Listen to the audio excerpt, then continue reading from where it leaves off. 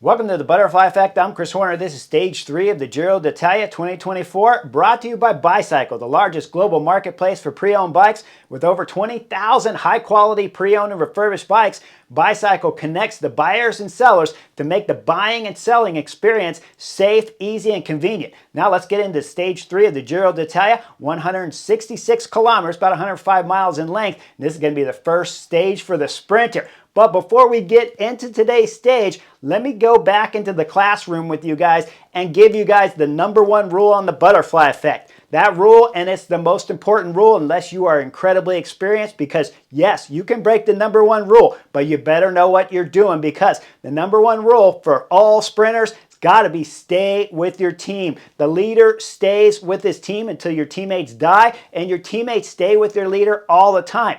If I took you back to before today's stage 3 started, and I asked any sprinters what they wanted out of this year's Giro d'Italia here on stage 3, they say they'd want a nice, easy curb-to-curb ride, super safe, super relaxed, and then they're going to go into the final climb here that's about 1.5 kilometers to go, and it'll summit with just over 2 kilometers to go on today's stage, then go into the finish. They want everything soft and easy all the way up to the final 1.5 kilometer climb starts proper with about 3.8 kilometers to go and a hard right turn going into that climb.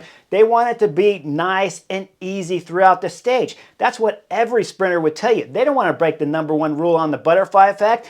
But riders always break the #1 rule on the butterfly effect once all of a sudden there's a split in the Peloton, because they're all knuckleheads. Now let's get into today's race, because I gave you a little preview of why you certainly want to tune into the butterfly effect. And when the racing starts, it's a snoozer, guy. 166 kilometers, guys, and it's a snoozer at the start. Everybody's curb to curb, relaxed, chit-chatting, having a good old time. Later, the pace will just pick up real smooth. Everybody's socializing back there. Garrett Thomas is socializing with Tadej Pogacar. They're over getting beat up on yesterday's stage 2 where Tadej Pogacar lit up the field. Now they're all friends again, because this is a sprinter stage. It's not a GC stage. It's not big mountains. There's only one category climb in today's race with about 110 kilometers to go, and no breakaway is up the road. We don't see any action until before the KOM starts, where we see Call Me Jane light it up with Ballerini. They'll go up into the KOM, and Call Me Jane will get maximum points here on stage 3 of the Giro d'Italia. They'll get wrapped up with Ballerini getting wrapped up from the Peloton,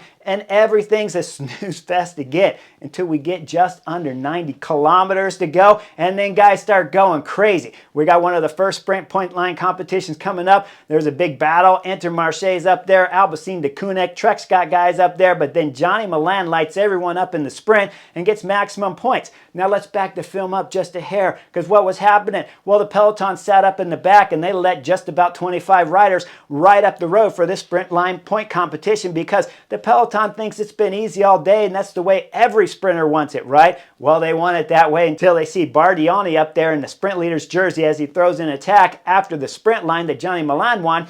Then this gets everyone curious. Now, because the pace has gone fast, because the heart rate's gone up, because there's blood in the eyes of the 25 riders thereabouts up in the front break here, all of a sudden they forget the #1 rule on the butterfly effect, and so do the commentators over at Max when you're watching it there, and you're seeing Robbie McEwen and Adam Blythe giving what's happening in this front group. Robbie, to his benefit, he's right. He says this is not a good plan. Why is it not a good plan? Because you're breaking the #1 rule on the butterfly effect if you're leaving your teammates behind. Why don't you want to break the #1 rule on the butterfly effect? If anything happens to you, you have teammates around you. The only thing you can control in a bike race is what you can do with your teammates. If some other team wants to go to the front and drill it and you get a flat tire, you can't get back up to the Peloton, and you can't get back up to this group of large quality sprinters up here if you were to flat and have an accident or something. There's no way of getting back on. That's why you don't want to break the #1 rule. But guess what?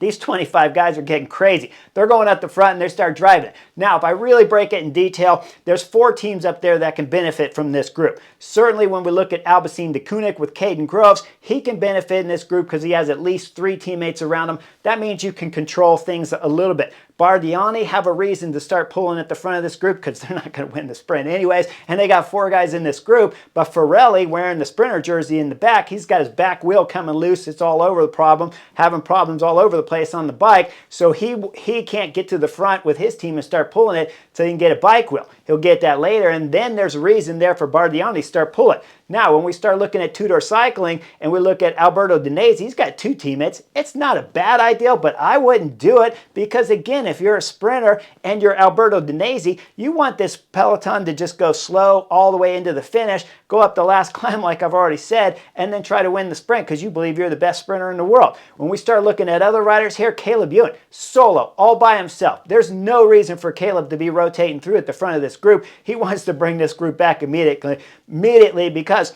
if the gap gets too big and the Peloton behind, which had UAE on the front to begin with until we see Polti Cometa come to the front with Movistar and they start chasing, if that gap had extended out, what's going to happen in the front breakup here being so large, and if your name's Caleb Ewan with no teammates, you're going to get attacked. For sure. They're not just going to pull you into the sprint and let's go, well, we'll take it to 200 meters to go. We're going to try to win a sprint. No, Alpecin de Koenig with 4 riders are going to attack someplace at some moment before the finish. So that means Caleb Ewan's going to be out the back. Tim Malari's got one teammate with him, but this isn't an ideal section here for Tim Malari either with only one teammate. And then when we start looking at Olaf Koy that made it in this front group, well, he's got Christophe Laporte in there, but Christophe Laporte said in his interview that his first couple stages here at the Giro have put some hurt into his legs, but he's hoping to get better and better as the Giro d'Italia begins. But right here, this is stage 3. This is not stage 14 in the Giro, so Christophe Laporte's legs are probably still hurting, like he said in his interview. His words, not mine. Other sprinters in this front group, Johnny Milan, no teammates whatsoever, but he's rotating on the front. He's a knucklehead, big time favorite. In his interview, he said he even switched from Bahrain Victorious and came over here to Lidl Trek because he can get his own train that'll lead him out in the sprints. And now he's in this front group all by himself, rotating through at the front. I have no idea what these knuckleheads are thinking, and there's only a few teams up here, like I told you, with multiple numbers of 4 or at least 3. If you don't have at least 3 riders in the group up here, you're an absolute knucklehead. And if you're listening to the commentators, Adam Blythe, he's saying knucklehead things in here about why it's good for everybody to work through, but this is not. It's breaking the #1 rule on the butterfly effect, which you never want to do unless you got crazy experience, and I haven't seen a whole lot of crazy experience happening here on stage 3 when you're watching Olaf Koy and Christophe Laporte going through, and you're watching Caleb Ewan going through, Tim Malaire's got his teammates going through. It's crazy. Now, what's happening in the Peloton, and why is this not good for those teams like Jumbo-Visma? Well, look at the split back there with about 60 kilometers to go. The Peloton blew up, going full gas on the front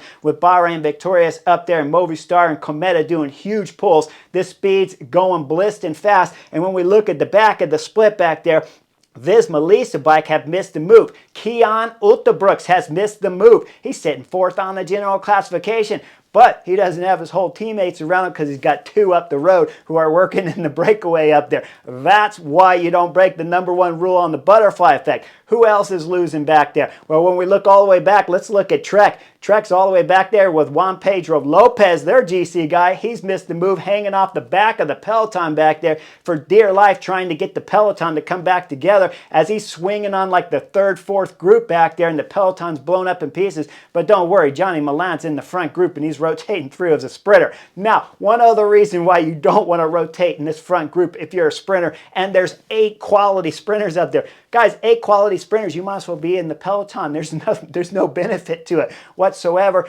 But let's say you're up there and then your teammates are back there blowing up. You've minus teammates back here and you minus teammates in the front. It's a catastrophic knucklehead tactic, but it's going to take the Peloton 45 kilometers of chasing until finally they bring the front group of 25 back. Once they get it back, everything's curb to curb nervous from about just under 40 kilometers to go. It stays curb to curb nervous under 30 kilometers to go. We get into 25 kilometers. Guess what? It's still nervous. So now not only did that break, did you waste your energy if you're a sprinter up there like a knucklehead rotating through, but now it's all come together and you made the Peloton incredibly nervous for the last 40 kilometers all the way into about 15 kilometers to go. Now just around 15 kilometers, I believe at about 17, 20 kilometers to go, Domi Novak had a bike change, Tadej Pogacar, every time when you looked at him with 25, with 20 kilometers to go, with 17 kilometers to go, he had teammates around him, and he still has Mikkel Bjerg up there around him with about 17. But once we get under 10 kilometers to go, UAE team members, Tadej Pogacar's basically on his own on the left side. But when we look over to the left side, more to the center of the peloton and left of Tadej Pogacar, that's Milano, his sprinter, who I said shouldn't be here at the Giro d'Italia. But they got other plans than I do up here on Butterfly Effect. So as we're coming down the descent with 7 kilometers to go, Ineos are on the front pulling full gas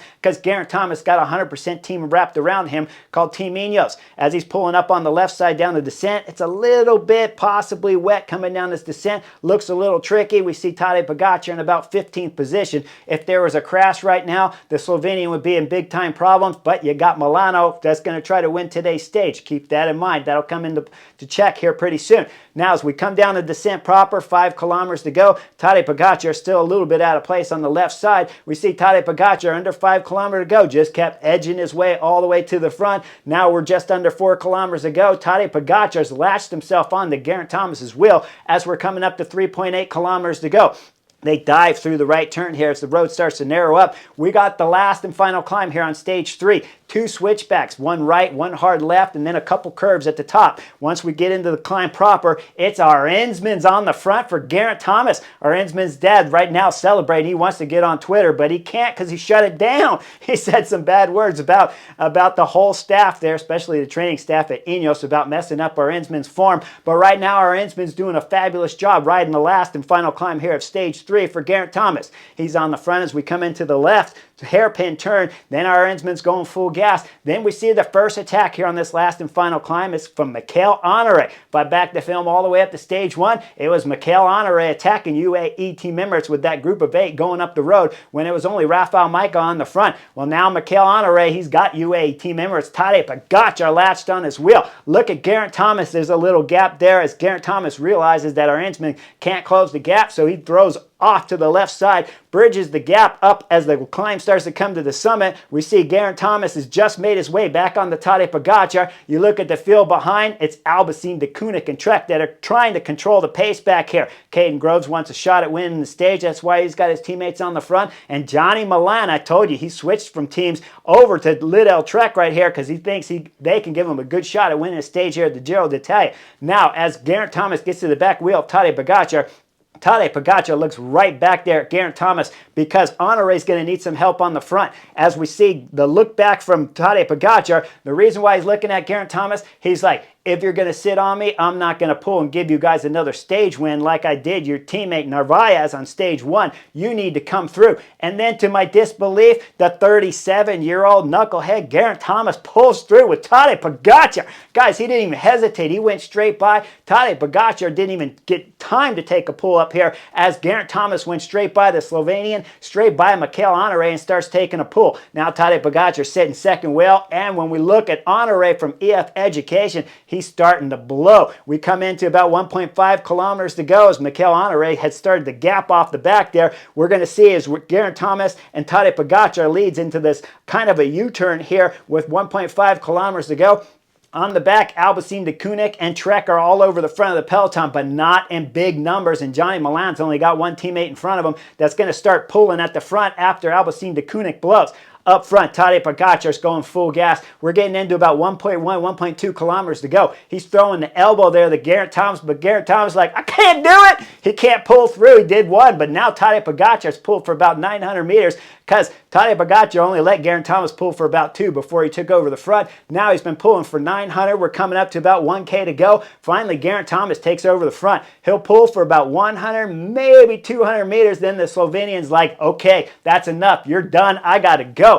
We see the Slovenian take over the front. Geraint Thomas is struggling to hold the Tadej Pogacar wearing the pink jersey right here at the Giro d'Italia on stage 3 as he's trying to win a back-to-back stage here at the Giro. He lost stage 1, but he's going for stage 3. We look behind. There's chaos back there. As we see with about 700 meters to go, it's Polti Cometa on the front. How's a small team pulling at the Giro d'Italia with 700 meters to go? As he's on the front going full gas, Julian Alaphilippe sitting second from Pseudo Quickstep. He's got a sprinter, Tim Miller, back there in the group, probably sitting about 8th, 9th, 10th spot back there on the right side. But on the left, look there, it's two Two Trek, Liddell Trek riders coming up the left side, just still slightly behind Johnny Milan. The one guy with the facial hair, Simone Consoni. That's the lead out man for Johnny Milan, and that's why he came over here to Liddell Trek, is to help Johnny Milan win a stage. Now we go under 500 meters to go. Polti Cometa rider, he's done. He's pulling off. It's time for Julian Alaphilippe to go to work. The Frenchman's found some kind of legs here on stage 3 of the Giro as he's taking over the front, but Tadej Pogacar still got a gap. Geraint Thomas is at the limit and starting to open up the gap to the back wheel of Tadej Pogacar, but he's still in the picture.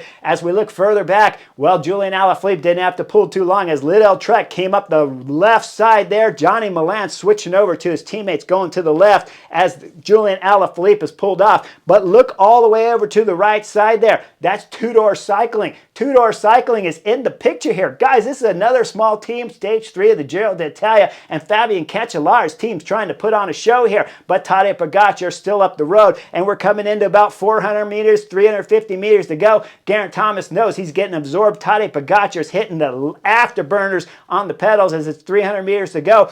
But then look over to the right side. Well, Two-Door Cycling's taking the front. That's Matteo Trentin. He's going full gas because he's got a sprinter sitting third wheel there. And that rider's Alberto Danesi. As Alberto Danesi's third, we know Matteo Trentin, the experienced Italian rider, used to ride for UAE team members, Tadej Pogacar's team. But now he's pulling him back on the right side as Tadej Pogacar's getting wrapped up with about 250 meters to go. Liddell Trek's Johnny Milan, he knew he was in trouble on the left side, so he's moving over to the right side, over there by Two-Door Cycling, and as he comes in, he's going to give a little bump right there to the Visma Lease bike rider of Coy. Coy's won a ton of races this season, but he's trying to win his first Giro d'Italia right here on stage 3. As Coy's getting a bump, Johnny Milan's still in the win. Then we get into about 200 meters to go. Well, it's time up there for second place as Matteo Trentin started to blow. Second, DSM rider Anderson starts to throw in a huge acceleration. Johnny Milan starts his acceleration. He's going to the left. And the whole time when Johnny Milan had came over to the right and started his acceleration on the left, while Tim Miller was coming up the right side with Biniam Girmay, the Eritrean, sitting on Tim Miller's wheel.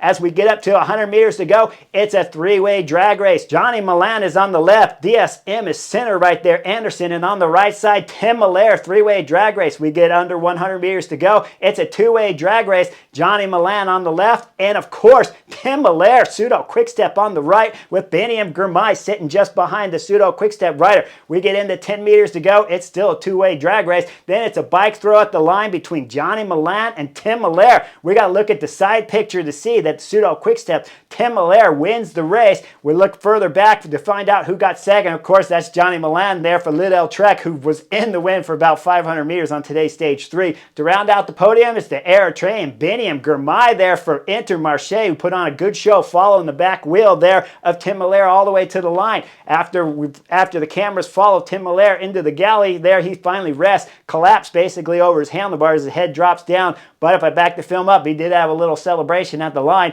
Afterwards, he's got some family at the line. You see him giving some kisses there to his boy. Then he's going to be up on the podium here for a stage 3 victory. In his interview today before the stage started, he said he had a little bit of stress this morning when he woke up, but he wanted to add to his tallies of victories because he's already been winning here in 2024, and he wins, of course, stage 3 of the Giro d'Italia to add to his victories on the 24 season. Congratulations, pseudo quicksteps, Tim Miller. Fabulous show. Now, when I back up and we discuss some of the other sprinters, Olaf Koy was getting bumped all over the place. He got bumped, of course, from Johnny Milan. Then he got bumped later from Alberto Danesi. So he gets in there for about a top 5 here on stage 3. But what happened to Caleb Ewan? Caleb Ewan, in his interview, he made it known that he knows there's a ton of stress here at the Giro d'Italia because the Australian rider has not been adding the big-time victories here throughout the last 2 seasons of his career. And he knows here at the Giro, this is the time to shine. Remember, Dylan Groenewegen's not here. His teammate, he's going to the